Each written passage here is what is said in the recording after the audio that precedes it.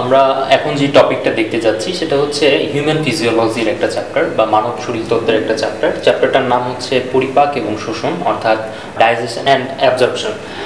আমরা সবাই খাবার দাবার খাই এবং এই খাবার দাবারের মাধ্যমে আসলে আমরা আমাদের বডিকে নিউট্রিশন এবং এনার্জির সাপোর্ট দিয়ে থাকি। তো আমাদের এই ডাইজেশন অ্যান্ড অ্যাবজর্পশন এই যে চ্যাপ্টারটা মূলত আমরা কিভাবে খাবার যে খাই সেই খাবারটা কিভাবে পরিপাক হয় এবং পরিপাক হওয়ার পর কিভাবে আমরা এই খাবার থেকে তার প্রয়োজনীয় অংশটাকে শোষণ করে নিই এবং শোষণ করে নেওয়ার পর যে অংশটা আমাদের জন্য আসলে দরকারি না সেটাকে বের করে দিই, এই সমস্ত বিষয় নিয়ে আসলে এই চ্যাপ্টারটা আসলে ডিসকাস করে। এবং এখানে আরও একটা ইম্পর্টেন্ট টপিক রয়েছে, সেটা হচ্ছে আমরা সবাই জানি যে আসলে খাবার দাবারের সাথে মোটা হয়ে যাওয়া এটার একটা সম্পর্ক রয়েছে। তো আমাদের স্থূলতা, যেটা বর্তমান সময়ের আসলে খুব বড় ধরনের একটা সমস্যা, সেই স্থূলতা নিয়েও আমাদের এই পরিপাক এবং শোষণ এই চ্যাপ্টারের ভেতরেই এর স্থূলতা নিয়ে আলোচনা করা হয়েছে। তো প্রথমেই আমরা দেখি যে আসলে পরিপাক বলতে আমরা কি বুঝি। পরিপাক বা ডাইজেশন, আমরা যে খাবারগুলো খাই এই খাবারগুলি আসলে খুব জটিল ফর্মে থাকে। তো এই জটিল ফর্মগুলি সবসময় আমাদের বডির ভেতরে যখন শোষিত হয়, অর্থাৎ আমাদের পরিপাক নালী থেকে যখন এই খাবার দাবারগুলি আমাদের রক্তের ভেতরে যায়, তখন তারা এই জটিল অবস্থায় আসলে যেতে পারে না। এদেরকে ভেঙে ভেঙে সরল শোষণক্ষম বা অ্যাবজর্বেবল একটা ফর্মে নেওয়ার দরকার পড়ে। তো এই যে আমাদের খাবার দাবারগুলি, অর্থাৎ আমাদের জটিল খাবার দাবারগুলি, সেগুলি ভেঙে ভেঙে সরল এবং অ্যাবজর্বেবল ফর্মে যায়, এই যাওয়াটার নামই হচ্ছে আসলে পরিপাক। তো আমরা যদি সুন্দরভাবে বলতে চাই তাহলে বলতে হয় যে কমপ্লেক্স মলিকুল অফ ফুড, বা খাবারের যে জটিল অণুগুলি রয়েছে সেই অণুগুলো ব্রেকডাউন হয়ে সিম্পল অ্যাবজর্বেবল ফর্মে যাওয়ার নামই হচ্ছে পরিপাক। এখন এই যে তারা ব্রেকডাউন হয়ে বা ভেঙে গিয়ে সরল ফর্মে রূপান্তরিত হয়, এই সরল ফর্মে রূপান্তরিত করার জন্য আসলে এদের কিছু এনজাইম বা উৎসেচকের সাহায্যের প্রয়োজন পড়ে। তাহলে আমরা যদি এই উৎসেচক বা এনজাইমের কথাও যুক্ত করতে চাই তাহলে আমাদেরকে পরিপাকের সংজ্ঞার মধ্যে বলতে হবে যে ডাইজেশন বা পরিপাক হচ্ছে এমন একটি প্রক্রিয়া যেই প্রক্রিয়ায় বিভিন্ন গ্রন্থি থেকে নিঃসৃত উৎসেচক বা এনজাইমের সাহায্যে আমাদের কমপ্লেক্স বা জটিল যে খাদ্য কণাগুলি রয়েছে সেই জটিল খাদ্য কণাগুলি ভেঙে ভেঙে সরল এবং শোষণক্ষম খাদ্য কণায় পরিণত হয়। এবং পরিণত হওয়ার পর এই যে জটিল খাবার ভেঙে সরল খাবার হলো, এই প্রক্রিয়াটাকেই আমরা বলি পরিপাক। তাহলে আমরা যদি একটা রিঅ্যাকশনের মাধ্যমে এটাকে বলতে চাই তাহলে বলতে হবে যে জটিল খাবার, বা আমরা ইংরেজিতে লিখি কমপ্লেক্স মলিকুল, তারা ব্রেকডাউন হয়ে সিম্পল মলিকুল হলো এবং মাঝখানে তারা বিভিন্ন ধরনের এনজাইমের সাহায্য নিল। এই ঘটনাটার নামই হচ্ছে আসলে পরিপাক। পরিপাকের পরেই আমাদের যেই প্রশ্নটা চলে আসে সেটা হলো শোষণ বা অ্যাবজর্পশন। এই যে আমাদের সিম্পল মলিকুলটা তৈরি হলো, এই সিম্পল মলিকুলটা আমাদের পরিপাক নালী থেকে যখন সরাসরি রক্তের ভিতরে চলে যাবে, এই ঘটনাটার নাম হচ্ছে আমাদের শোষণ। অর্থাৎ সিম্পল মলিকুল এটা এখান থেকে রক্তে চলে গেল, এই প্রক্রিয়াটাকে আমরা বলবো শোষণ বা অ্যাবজর্পশন। তাহলে খাদ্যনালীর ভিতরে কমপ্লেক্স মলিকুল থেকে সিম্পল মলিকুল হওয়াটা হলো ডাইজেশন, যেটা বিভিন্ন এনজাইমের সাহায্যে হলো, এটার নাম হচ্ছে ডাইজেশন। এবং ডাইজেশন হয়ে যাওয়ার পর সিম্পল মলিকুলগুলো রক্তের মধ্যে চলে আসা, আমাদের যে পরিপাক নালীর যে আবরণ বা ইন্টেস্টাইনের যে ওয়াল, সেই ইন্টেস্টাইনের ওয়ালকে ভেদ করে রক্তের ভিতরে চলে আসা, এই ঘটনাটার নাম হচ্ছে আসলে শোষণ।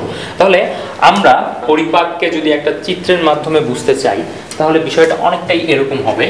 আমরা জানি আমাদের পরিপাক যেই বডির যে অংশে হয়ে থাকে সেটাকে বলা হয় পরিপাক নালী। তো এটা যদি হয়ে থাকে পরিপাক নালী, পরিপাক নালীর ভিতরে আমাদের জটিল খাবারগুলি ভেঙে গিয়ে সরল খাবারে পরিণত হলো এবং পরিপাক নালীর বাইরেই হয়তো রয়েছে রক্তনালী। এই সরল খাদ্য কণাগুলি এখান থেকে আবার রক্তে মিশে গেল, এই ঘটনাটার নাম হলো আসলে শোষণ। তাহলে আমাদের পরিপাক নালী যদি এটা হয়, পরিপাক নালীর ভিতরে জটিল খাবারগুলো সরল খাদ্য হলো, সেটা পরিপাক, এবং এখান থেকে রক্তনালীর ভিতরে খাবারটা মিশে চলে গেল, এটাকে আমরা বলবো শোষণ।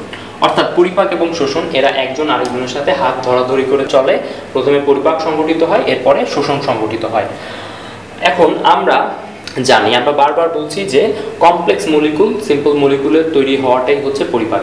তো বিষয় হচ্ছে আমরা যে খাবারগুলো খাই, আমরা আসলে কি কি খাবার খাই এবং সেই খাবারগুলোর মধ্যে কারা কারা কমপ্লেক্স মলিকুল এবং কারা কারা আসলে সিম্পল মলিকুল হিসাবে থাকে। আমরা আসলে খাবার হিসেবে যে বস্তুগুলো গ্রহণ করি ঘুরে ফিরে তারা আসলে 6টা ক্যাটাগরির ভিতরে পড়ে। এই 6টা ক্যাটাগরি হলো কার্বোহাইড্রেট, প্রোটিন, ফ্যাট, যেটার আরেকটা নাম হচ্ছে লিপিড, তারপর হচ্ছে ভিটামিন, মিনারেল এবং হচ্ছে ওয়াটার। আমরা আসলে ঘুরে ফিরে এই 6 ধরনের খাবারের বাইরে অন্য কোনো খাবার আসলে খেতে পারি না। কার্বোহাইড্রেট বা শর্করা জাতীয় খাবারের ভিতরে রয়েছে আমরা যে ভাত খাই, আলু খাই বা রুটি খাই, এই জিনিসগুলি আসলে কার্বোহাইড্রেট জাতীয় খাবার। প্রোটিন বা আমিষ, এর ভিতরে রয়েছে আমরা যে মাছ, মাংস, ডিম এই জাতীয় যে খাবারগুলো খাই সেগুলো হচ্ছে প্রোটিন জাতীয় খাবার। আর লিপিড বা চর্বি জাতীয় খাবারের মধ্যে আমরা যে তেল বা বাটার এই জাতীয় খাবার যে গ্রহণ করে থাকি তারা হচ্ছে তেল বা চর্বি বা ফ্যাট। এবং লাস্টে আমরা যে 3টা খাবারের কথা বললাম, ভিটামিন, মিনারেল বা খনিজ পদার্থ এবং হচ্ছে ওয়াটার, এই 3টা জিনিস তারা অলরেডি সিম্পল ফর্মেই রয়েছে।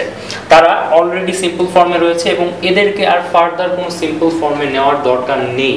তাহলে আমরা যে খাবার দাবারগুলো খাই সেই খাবার দাবারগুলোর মধ্যে ভিটামিন, মিনারেল এবং হচ্ছে ওয়াটার, তারা আসলে কোনো পরিপাক ছাড়াই বা উইদাউট এনি ডাইজেশন তারা আসলে সরাসরি অ্যাবজর্পশন হয়ে যেতে পারে। যেহেতু তারা সিম্পল ফর্মে রয়েছে, কাজেই কোনো এনজাইমের মাধ্যমে তাদেরকে আর ফার্দার কোনো সিম্পল মলিকুলে ভাগ করার কোনো প্রয়োজন নেই।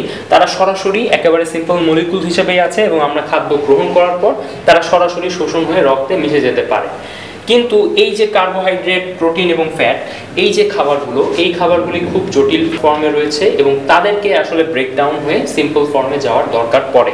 এখন কার্বোহাইড্রেট জাতীয় খাবারগুলি, এটা আমাদের বিশেষভাবে মনে রাখতে হবে, যত কার্বোহাইড্রেট জাতীয় খাবার রয়েছে তারা যখন পরিপাক হয় তারা ম্যাক্সিমাম ক্ষেত্রেই তারা হচ্ছে গ্লুকোজে পরিণত হয় এবং এই গ্লুকোজটাই আমাদের রক্তে মিশে যায়।